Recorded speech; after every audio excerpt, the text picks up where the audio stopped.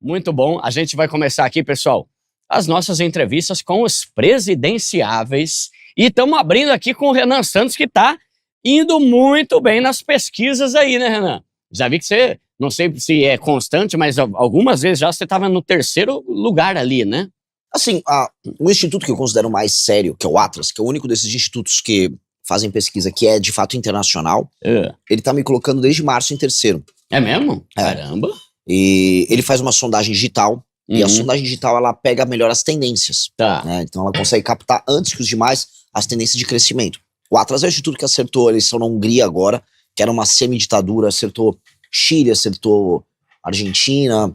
No geral, é o instituto que mais acerta mundo afora. Então eu tendo a confiar mais na Atlas. Interessante. Então ele não é nacional, é uma coisa internacional. E aí tende a ter mais credibilidade. Cobrem eleições americanas. É porque assim, tem muitos institutos, sendo bem sincero, que vende resultado de pesquisa. Tá. A gente conhece, e quanto mais eu vou entrando no jogo político, eu falo, nossa, é aquilo que eu imaginava quando eu tava fora. E eles acabam, sabe, em geral, você entrega um resultado determinado para um candidato, bom ou ruim pro candidato, e você, no final, na reta, você faz os famosos ajustes. Aí no final você vai ajustando. Tá. Isso acontece muito isso aí, demais, porque isso acaba com um efeito de crescimento de umas pessoas, ou gera um efeito de crescimento para outras. Tá. Isso é do jogo. Deveria ser legal fazer isso. Só que como eles só atuam aqui, essa perda de credibilidade local fica restrita local. Se você faz isso e você vai vender pesquisa nos Estados Unidos, os caras vão falar, mas você estava errando tudo lá no Brasil. Então, eu tendo a preferir institutos que tenham atuação extranacional. Da hora. E o fato de você ser pré-candidato já significa que você é candidato, né? Existe a possibilidade de, ai caramba, deu errado aqui, não vou mais ser candidato? Assim, existe uma possibilidade ínfima, mas na vida tudo existe, né? Mas é meio ridículo. Ainda mais estando em 3º lugar nas pesquisas, né? Assim, eu serei candidato. Tá. Só que a legislação eleitoral tem essas obrigações ridículas de, não, olha só, agora você é pré-candidato. Tá bom, então eu sou pré-candidato. Tá, entendi. Senão eu sou multado, é ridículo. Então, antes da gente começar as nossas perguntas, vamos pro nosso Mural da Humildade.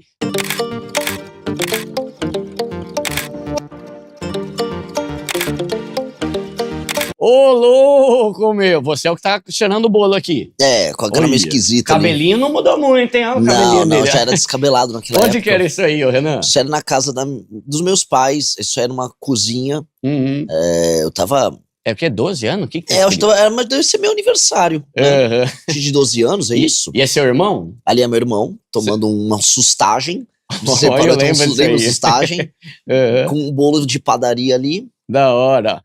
De onde que você é? De qual bairro? Eu nasci na Moca. Na Moca? Na Moca. Aí depois eu me mudei pra Interlagos. Tá. E cresci em Interlagos. Aí depois, vários lugares. Rodou tudo quanto é. E vocês são em 2 só? São 3. Tem minha irmã que tá ali, ó, inclusive. É verdade. Eu nem tinha visto ali. Eu sou mais velho, minha irmã é do meio e meu irmão é o mais novinho. Meu irmão Todo mundo foi pra política? Não, na verdade só eu, porque assim, meu irmão trabalha comigo. Só que meu irmão, ele é filmmaker, ele é cineasta, ele ajuda no MBL. Tá.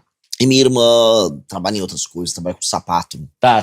Só eu mesmo. Da hora. Foi o doido da família aí, né? Bora pra próxima, pobrezito. Oi, você e teu pai? Da hora. Jogando pebolim, não sei em que contexto, mas jogando pebolim. Nos anos 90, assim, meu pai nessa foto, provavelmente ele tem a minha idade, é mais novo do que eu. Mas nos anos 90 as pessoas parecem que eram mais velhas, né? Nossa, seu pai tinha 62 anos, a minha tinha 39, né? Exato. Da hora. Tem mais, pobrezito? Acabou. Maravilha. Então esse é o Mural da Humildade. E outra característica do nosso programa é que o nosso convidado sempre ganha prêmios aqui, né? Então hoje eu quero falar sobre esse kit de livros de educação financeira e empreendedorismo da editora Fundamento. 12 meses para $1 milhão. Se for em reais, já tá bom também, né, gente? Já tá bom. Seu cliente pode pagar mais para você que é empreendedor. Quem controla seu tempo, controla a sua vida, do Brian Tracy. O Mito do Empreendedor, que para mim é o melhor livro para quem quer abrir uma empresa. Como ficar milionário com pequenas empresas. Duda, abrir uma empresinha pequena, começar a vender um negocinho aqui, você acha que é bom? Esse livro vai te mostrar como ganhar muito dinheiro começando pequeno. E o Método Buffett, do Warren Buffett, né, de empreender. A editora Fundamento está com esse kit completo. Você pode comprar e garantir o seu pelo link da inscrição. E lembra que se você usar o código POBRESHOW você vai ter mais um desconto para levar todos esses livros e vai de presente para o nosso convidado aqui. Maravilhoso! Tá aí, deu presente da Editora Fundamento. E quero dar também o meu livro Deixe de Ser Pobre para o Renan Santos. Tá com dedicatória e tudo aqui. Espero que goste e que te ajude aí a sair da pobreza, né, Renan? Ninguém merece, né? Ô, Duda. Pelo amor de Deus. Ô, Duda, é tanto livro que o Renan vai tirar a ansiedade de esperar essa pré-candidatura. Exato. Aí. É outubro, né? Outubro ou novembro as eleições? A eleição é outubro. Acho que os 2 turnos são em outubro. Tá. Em novembro espero estar comemorando. Boa, da hora. Galera, e normalmente o convidado traz brindes pra audiência, só que pessoas que são candidatos políticos não podem ficar dando presente.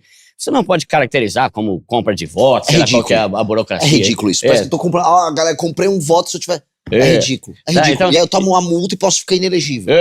É bizarro. Caramba, então não vai ter o presente, mas a Editora Fundamento vai liberar presente para vocês. Então vai ter pergunta aqui no chat e quem acertar vai levar o kit com 6 livros da Editora Fundamento. É isso aí. Agora, Renan, fala pra gente, de onde que surgiu essa vontade de virar político ou de lutar pelos direitos da população? Olha, não é algo inato, e eu acho que quando você pega entrevistas de políticos profissionais, em geral, vai naquela coisa, olha, eu queria cuidar de gente, desde pequeno eu tinha essa vocação de olhar pro povo e falar, quero te ajudar. Mentira, eu nunca tive isso, nunca tive. Na verdade, eu sempre gostei de história, eu acho que a coisa vem daí. Estudar história, ter um fascínio pelas grandes civilizações do passado, grandes lideranças do passado, te faz olhar pro presente com outro olhar. Tá. E lidar com o poder com outro olhar. Então eu sempre gostei de história, sempre gostei de ver o que acontecia em termos políticos, porque você acompanhar a política, se a gente olhar, assim, para as pessoas que estão assistindo, a política, o que a gente estuda de história, no fundo, é um noticiário político importante do passado. Né? A gente não está estudando a história, olha, vai cair na sua matéria agora, olha, um corredor de biga em Roma acordou com dor de barriga. Não é exatamente isso que a gente vê. Ou, olha, um sujeito está fazendo pão hoje de manhã. As pessoas estão vendo as histórias que envolviam as lideranças, o César, o Augusto, e você acompanha os ciclos e os processos que envolvem as lideranças políticas. No fundo, é uma história do noticiário político. E hoje, né, quando você compara o seu presente com aquele passado, você entende que o seu presente é a continuidade daquela história que você está acompanhando. Tá. Então, você começa a se interessar por ele de outra maneira, você começa a comparar, e você começa, em algum momento, querer interferir. Porque você, ao fazer parte da história política da sua nação, você faz parte da história. E isso é tentador, é muito legal. E aí, quando eu entrei na faculdade de Direito, tinha passado na USP, meus pais, ai, que legal. Aí eu entrei na faculdade de Direito, que era acho que junto com a faculdade de Direito de Recife, a mais antiga do Brasil. Você sentia parte da história. Foram pelo menos uns 9 presidentes da República. Mas você era um bom aluno, então, né, pra entrar na USP, mano. É fácil entrar na USP, hein? Ainda mais de Direito. Era o curso de humanas mais difícil de passar no Brasil. Não sei se ainda é, mas na época era. Tá. Vestibular bem pegado. E mas eu era um bom aluno. Eu me alfabetizei muito cedo. Aí entra uma coisa que tem a ver, por exemplo, a gente tá no Pobre Show, né?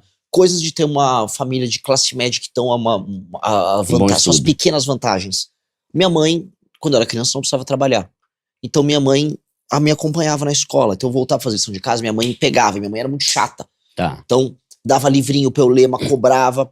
Essa coisa da mãe presente enquanto o pai tá trabalhando, são essas pequenas vantagens que, infelizmente, famílias muito humildes não têm. A mãe trabalha. Em vez de gerar o pai ausente, a mãe trabalha. E aí o menino ou a menina não conseguem ter esse acompanhamento que te gera, vamos dizer, o medo de tirar uma nota baixa. Eu lembro que eu tinha medo, assim, pô, apanhar da minha mãe se eu tirar nota baixa. E ao mesmo tempo o estímulo em, pô, fui bem, ó, que legal e tal. Então, esse tipo de coisa, eu acho que gera um efeito positivo. Então, eu acho que isso interferiu de maneira positiva para eu ter sido um bom aluno, ter passado na faculdade. Na faculdade eu comecei a descobrir a política. Tinha o Centro Acadêmico 11 de Agosto, que é o centro acadêmico mais antigo do Brasil. E lá, pô, vários presidentes passaram por lá, da República do Brasil mesmo, né? Então é um negócio, assim, muitas pessoas muito inteligentes disputando e debates de altíssimo nível. Então eu falei, uau, eu tô aqui em Hogwarts, sabe? O negócio e foi muito legal aquele período, muitas brigas, muitas descobertas. Criei meu primeiro partido lá e tal. Então ali que você começou a ficar, mas por conta do clima que era dentro da faculdade? Porque tem muita política dentro da faculdade, né? Pública, né? Era isso, tinha um clima de disputa interno e tinha um elemento externo que era, Eu passei no vestibular em 2002. Tá. Foi o ano que o Lula ganhou a presidência da República. Aí o Lula toma posse no meu primeiro ano de faculdade. Então, a interferência, aquela animação que a esquerda tinha com o PT, as ilusões, o escândalo do Mensalão, tudo aconteceu enquanto eu estava na faculdade. E eu já falei, nossa, isso aqui tá tudo errado desde aquela época. E já comecei a fazer o enfrentamento a eles naquela época. Então, aquilo ali me moldou. Acho que eu entendi que eu tinha uma vocação para liderança naquela época. Porque, no fundo, política, quando um cara fala, eu tenho vocação em cuidar de gente, cuidado. A pessoa que fala que quer cuidar de gente, essa pessoa é perigosa. A pessoa que fala isso, ela é aquele papinho malandro. Você vai pra política, você tem vocação de liderança. Um líder, a política se torna um caminho natural. Por isso que muitos líderes empresariais ou líderes militares, a política se torna um caminho natural para eles. Tá. Política é sobre liderança. E aí, eu descobri uma vocação de líder ali naquela época. E ali tanto que eu saí de lá, eu até larguei a faculdade, eu cumpri alguns anos da faculdade, não gostei do curso, falei, quero trabalhar. Fui trabalhar e fui ser empresário. Então, foi muito rápido a transição. Então, fui de estudante para empresário para político na mesma sequência. Caramba, tá. E aí, entrando na política, foi quando você e alguns amigos criaram o MBL? Isso foi lá para 2014. Ah, então passou um tempinho bom aí. Tempão. Nesse ínterim aí, você foi empresário? Empresário. Tá, o que você tinha? Cara, a partir de 2005, 2006, eu vi assim... Eu já tinha sido estagiário de direito. Naquela época, pré-digitalização. Eu ficava andando com um monte de pilha de coisa no fórum, eu achava aquilo um horror. Aí você ganhava uma merda, mas é importante, você já começa a circular nos escritórios. Que o lance era você circular nos escritórios para tentar ser efetivado depois. Aí você começar a trabalhar no escritório grande. Eu não tinha vontade de trabalhar em escritório. Eu falei, cara, isso não é pra mim. Ficar andando de terno todo dia. Logo eu agora, que tenho que, se eu ganhar eleição ao presidente, vou ter que andar de terno todo dia. Tem jeito. Não tem que andar de terno todo dia e ter que ficar tomando ordem dos outros. Eu nunca gostei. Mas beleza, faz a parte do aprendizado. Aí eu comecei a me desanimar com a faculdade. E ao mesmo tempo, meu pai, ele trabalhava com recuperação de empresa, e eu via ele envolvido em coisas que eu achava muito excitantes, tipo, uma empresa tá quebrada, tá em greve, aí ele vai lá, negocia com o banco para conseguir reaver um crédito, e aí em cima desse crédito ele levanta um ativo para, enfim, pegar mais grana para recolocar na produção e tal. E era uma coisa de risco que eu achava, pô, isso aqui é um tesão. E ele trabalhava com isso, foi no período, inclusive, que vem a legislação das recuperações judiciais, acho que a partir de 2005. E ele trabalhava nessa área, eu achava legal. Eu fiquei um pouco com ele, aprendendo. Depois eu falei, pô, tinha um departamento de vendas, uma das empresas, a galera que trabalhava com vendas, que era representante comercial, que rodava de carro venda. Eu falei, vou aprender. Aí eu aprendi a trabalhar com vendas, fiz meu próprio contrato de representante comercial, saí vendendo primeiro luminária, e depois outros produtos de material de construção.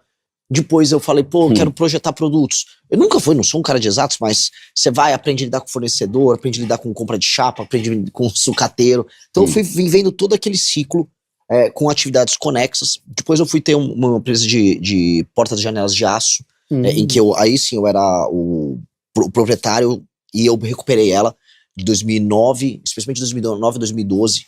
A gente botou pra andar, essa fábrica estava fechada, até que veio uma crise que pegou todo mundo, que é a crise de 2012, 2013. Porque antes de ter tido aquela crise que quebrou o governo Dilma, no setor de metalurgia, você já começou a ter uma baixa. A gente tomou calote, por exemplo, dos Minha Casa Minha Vida, que a época, não, você vai fazer porta de janela de aço, vende pra Minha Casa Minha Vida. Vendemos lá pro Maranhão, uma obra Imperatriz, deram calote todo mundo, o negócio quebrou. E aí eu falei, eu vou ter que sair fora, eu vou ter que ir pra outra área. E aí nesse período, em 2013, que tem as manifestações de 2013. Tá. E aí eu reencontro o pessoal da minha faculdade liderando manifestação. Eu falei, não acredito, os caras que eu ganhava lá, que eu disputava, tão liderando um negócio nacional. Aí eu fui, tomei uma manifestação dos caras, e com base naquilo eu falei, putz, cara, dá pra mudar esse país, tô vendo as pessoas acordando. Nisso, junto com um grupo de pessoas, e aí em 14 a gente fundou o MBL.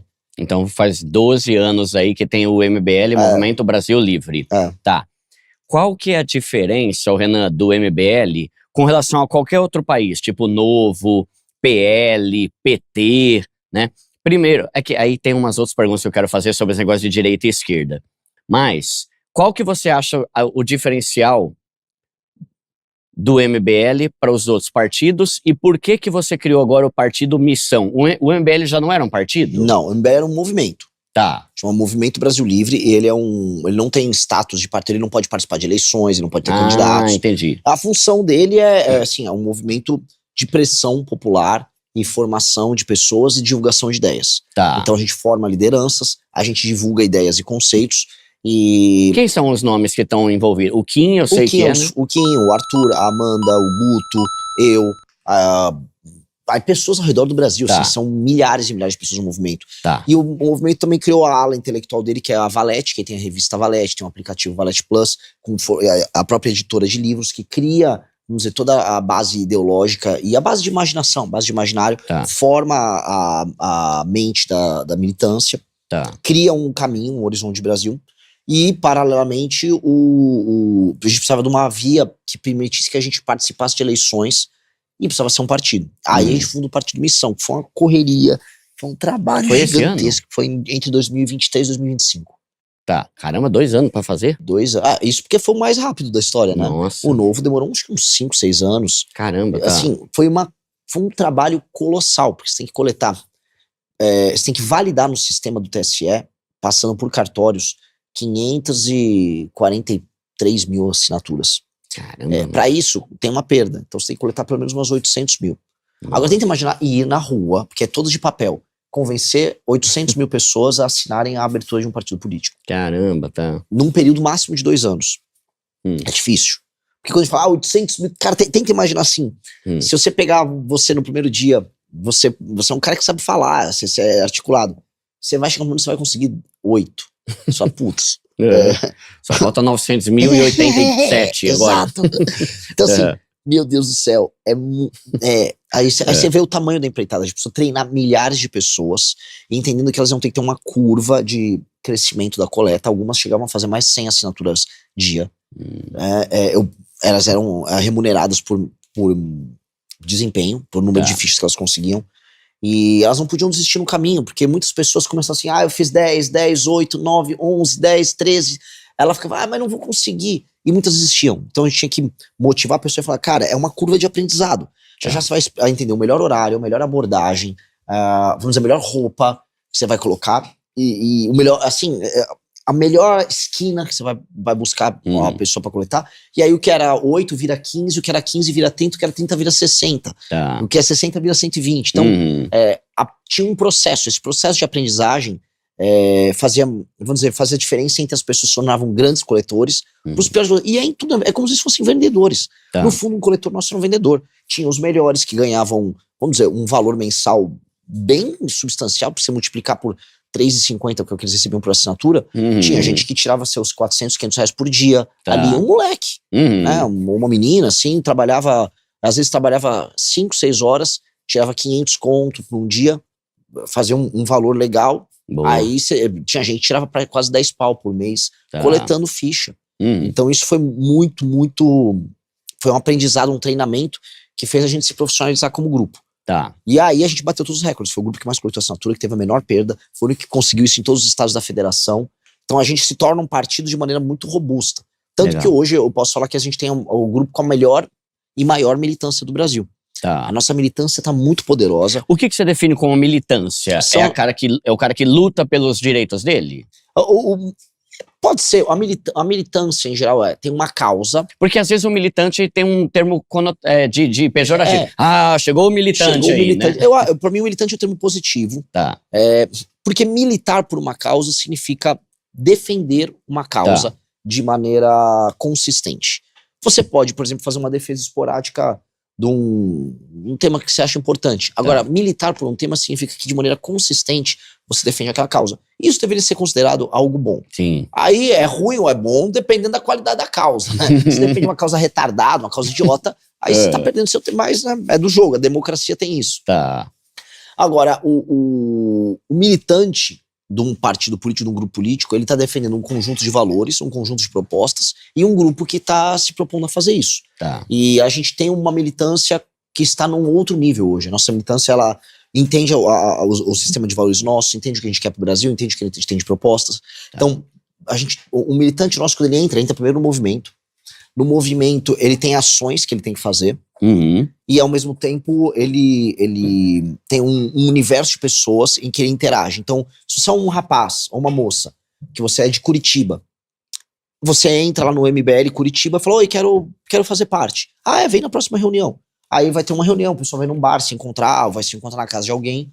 Ele vai lá, participa da reunião, se apresenta e começa a ficar amigo. Ó, a gente vai ter um evento, a gente vai, sei lá, podar, vai limpar uma praça. Ou a gente vai fazer um protesto na frente da Câmara Municipal. Vem participar. Ah, você quer, assim, quer ler mais, quer conhecer? Vem pra dentro do movimento, tem assina o Valete Plus, que lá a gente tem artigos, textos, vídeos, documentários. Treina aí. Ah, você quer ser uma liderança? Faça a nossa academia de formação. A gente treina durante 1 ano, depois o treinamento tá pronto, você tá pronto para ser um líder nosso local. Então o cara consegue construir uma carreira no universo da militância. Paralelamente, a militância nossa que se enveredou pro campo intelectual começou a produzir os nossos cadernos do Livro Amarelo, que são, vamos dizer, as propostas do partido. E aí esse mesmo militante, então, ele consegue viver um ciclo em que ele tem um partido, se ele quiser executar isso na política, tem um movimento para ele poder pressionar e conhecer pessoas que pensam similar, e tem um movimento intelectual para ele produzir pensamento. Então, todo o nosso sistema de ideias, ele é um sistema autossuficiente.